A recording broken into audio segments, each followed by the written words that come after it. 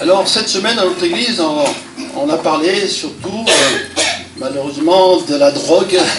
On va parler de temps en temps des effets qu'il y a parmi la jeunesse et de toutes les générations aussi, des gens, eh bien, ils prennent la drogue. Pourquoi prennent-ils la drogue? Parce que simplement ils passent des moments difficiles et ils sont découragés, ils n'ont plus d'espoir et ils pensent que ainsi, à travers de la drogue, peut-être ils vont rêver un peu, ils vont échapper à ce monde. On sait très bien les effets de la drogue. Il faut savoir aussi qu'il y a une solution. La solution, c'est Jésus-Christ parmi nous. Ah, oui. Et si on témoignait, beaucoup de chrétiens pourraient nous dire qu'ils ont été délivrés de la drogue. Parce que l'évangile, c'est la puissance de Dieu pour celui qui croit. Et il est dit que Jésus, il est venu délivrer, il est venu affranchir, briser les liens.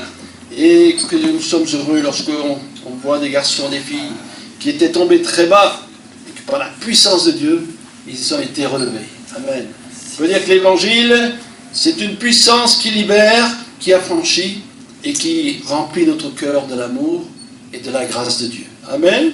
Alors j'ai à cœur un témoignage que je retrouve, j'aime bien lire les petits feuillets, là, des calendriers. Et voilà ce qui dit ce témoignage. Vous voyez que l'évangile, il circule dans le monde. On va parler d'un Mexicain, un Mexicain qui a connu Jésus d'une manière assez étonnante.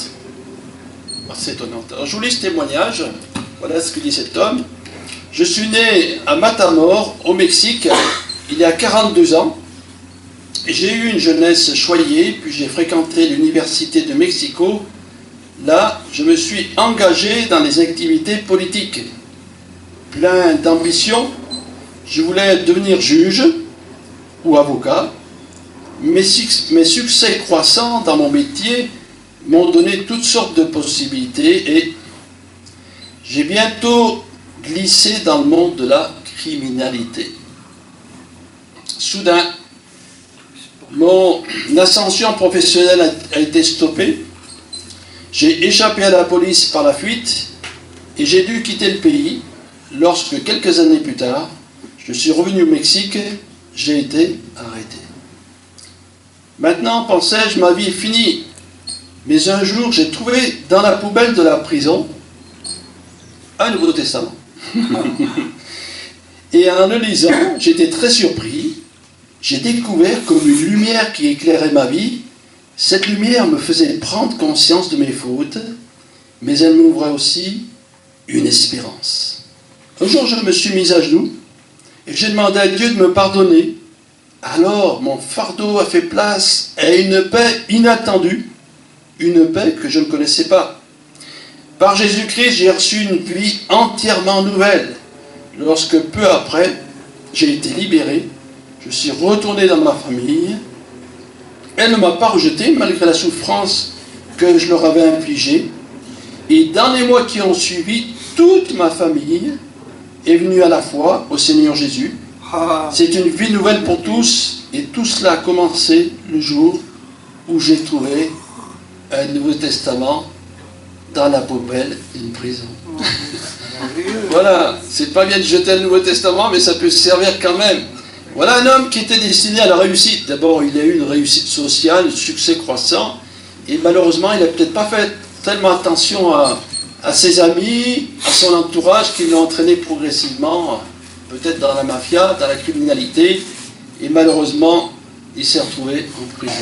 Mais même en prison, le Seigneur agit.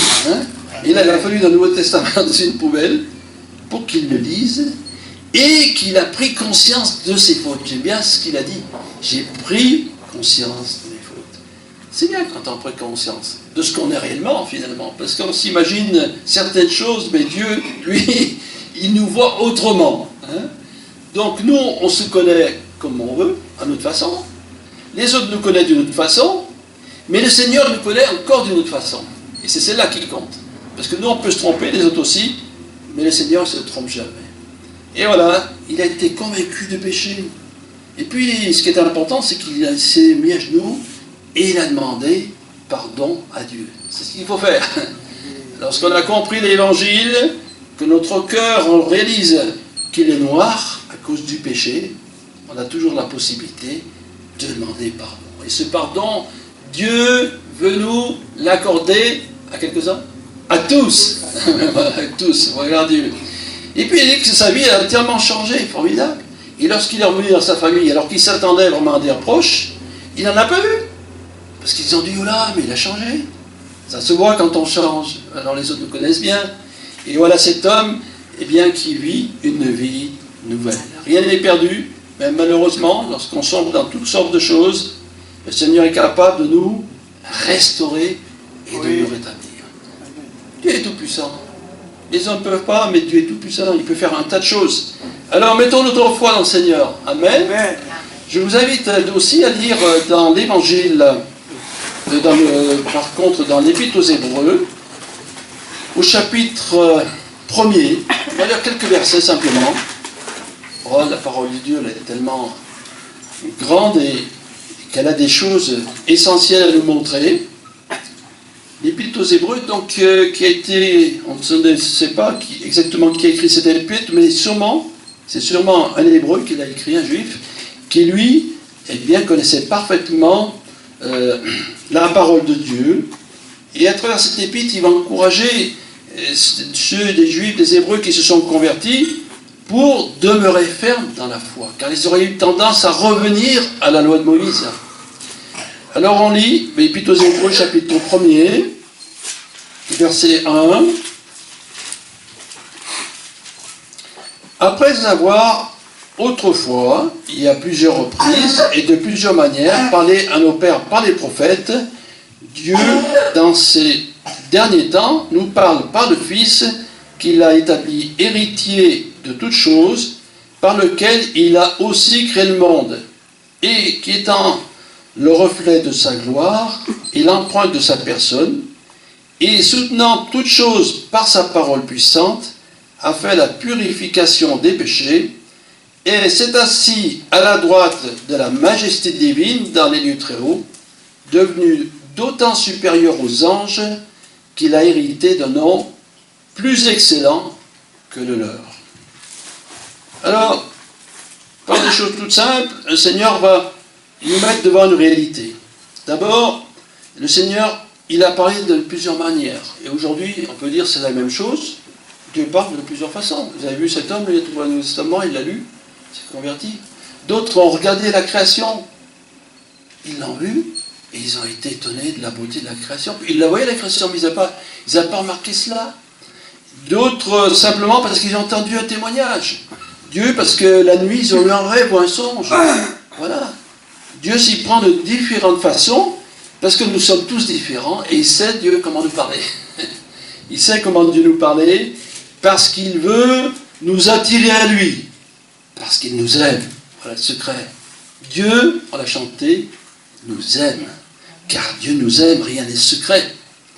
Et il voit nos luttes, nos combats, nos difficultés, et il veut intervenir pour nous. Seulement lui, il ne peut pas, son ciel de gloire, intervenir, mais il désire toucher notre cœur. Donc par plusieurs manières, et par les prophètes. Ah, peut-être si vous n'avez jamais lu la Bible, vous me dites, mais c'est qui les prophètes? Ben, les prophètes, on retrouve ça dans la Bible, il y a à peu près quand même 19 livres des prophètes. Vous connaissez peut-être l'histoire de Jonas, c'est un prophète. Tout le monde ne le connaît pas. Donc, c'est des hommes que Dieu a inspirés pour qu'ils apportent la parole de Dieu. Voilà. À l'époque, il n'y avait pas la Bible. À l'époque, Jésus n'était pas encore venu. Et il fallait que quand même quelqu'un parle. Il priait, ce prophète, et Dieu lui montrait des choses et il les disait au peuple. Voilà. Très important. Et nous qui connaissons la Bible, nous sommes étonnés de vraiment des révélations qu'ont eu ces prophètes. Vous prenez le prophète Ésaïe, au chapitre 7. Donc ça a été écrit 750 ans avant Jésus-Christ, c'est eux, hein.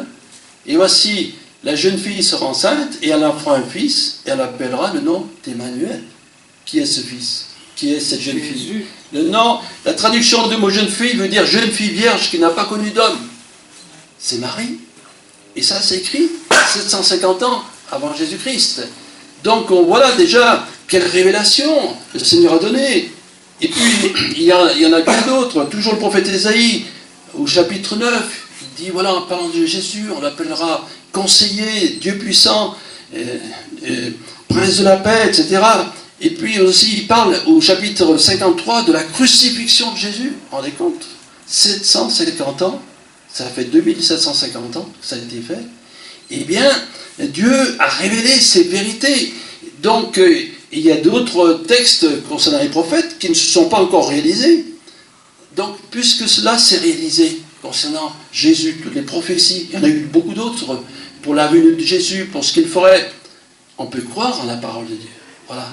On peut croire parce que c'est la vérité, parce que certains doutent de la parole de Dieu. Mais puisque les prophètes ont annoncé des choses, ces prophètes, ils ont laissé des écrits dans la Bible, et ces écrits nous viennent aujourd'hui, nous pouvons croire à l'authenticité de la parole de Dieu. C'est très important pour quelqu'un qui ne connaît pas la parole de Dieu. Donc il a parlé par les prophètes, et dans ces derniers temps, il nous a parlé par le Fils. Qui c'est le Fils? C'est Jésus. Voilà. Dieu nous parle par le Fils. Jésus-Christ, il est là pour nous faire connaître Dieu. Il est là pour nous faire connaître la parole de Dieu. Il est là pour vraiment, à travers Jésus-Christ, nous découvrons qui est Dieu. C'est formidable. Jésus-Christ, il est là pour nous faire connaître le plan de salut et pour nous faire connaître ce que Dieu veut pour nous. Car Dieu a des projets. Dieu désire changer notre vie. Dieu désire faire de nous, comme dit la Bible, de nouvelles créatures. Dieu désire vraiment nous conduire dans une vie différente. Bien que le monde, il n'est pas ce que nous pensons qu'il devrait être, mais malgré tout, nous, du moment que nous pouvons croire en Dieu, en Jésus-Christ, dans sa parole, notre vie peut prendre un autre sens. C'est-à-dire que nous allons découvrir la paix, l'amour de Dieu. Nous allons découvrir quelque chose que nous ne connaissions pas auparavant. C'est ça le plan de Dieu pour nous. Dieu qui a parlé par le Fils, qu'il a établi avec toutes choses, par lequel il a aussi créé le monde. Alors ça doit surprendre plus d'un. Déjà on parle de la création du monde. Nous on y croit. Non, parce que les théories de Darwin ou d'autres, ce sont des théories.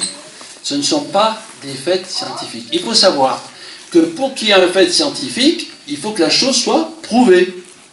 Donc si on vous dit quelque chose qui n'est pas prouvé, ce n'est pas scientifique. Voilà, c'est une thèse, c'est une idée, voilà, etc. On enseigne ça dans les écoles, mais en réalité, on ne va pas les enseigner, ça, le Big Bang, parce que ce n'est pas dans la Bible. Qu'est-ce qu'il dit dans la Bible? Dieu créa le monde. Voilà. Et il créa le monde pas tout seul. Souvenez-vous, le premier chapitre de la Bible, c'est très important. Si vous ne lisez pas toute la Bible, vous êtes le premier, déjà vous comprenez beaucoup de choses. Hein. Au commencement, Dieu créa.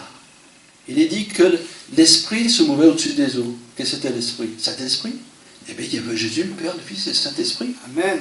Et ça nous prouve que Jésus, à ce moment-là, il n'était pas venu sur la terre en tant que corps, mais il existait en forme de Dieu. Voilà. Le Père, le Fils et le Saint-Esprit. Et ça, c'est pour crédibilité davantage Jésus-Christ.